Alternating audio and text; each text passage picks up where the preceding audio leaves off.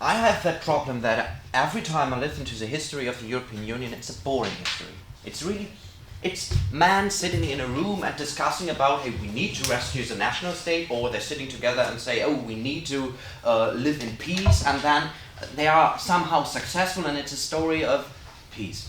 I mean, the problem is that story is boring, but it's a much better story than any other story we could think of. The other thrilling, interesting, and more brilliant story would be war and catastrophes and all that stuff. That would be a story that the others would say, oh, that's an interesting story. In our university, everybody runs into the lectures of Second World War, First World War, that are also in the cinema and culture things which you can have the interest of people, because they are interested in that. Peace is not that interested. And the other thing is that what Mr. Grande said, 1989 has changed a lot. And we have a generation in at least in Europe and in Germany and the governance who is still infected in the world before 1989.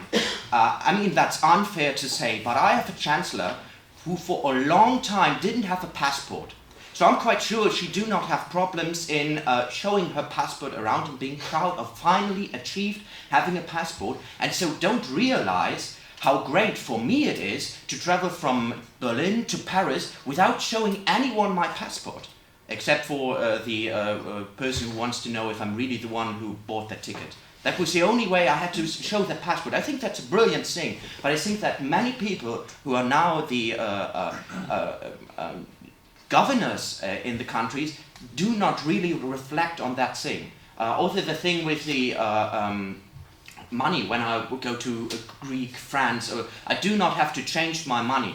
And I have still the people in mind in Germany who say, oh, we walked our Deutsche Mark back because it was so great. I don't think that it was so great, but I think that there are still generations who believe that this is in somehow that way. But the generations still exist, and we have to talk with them.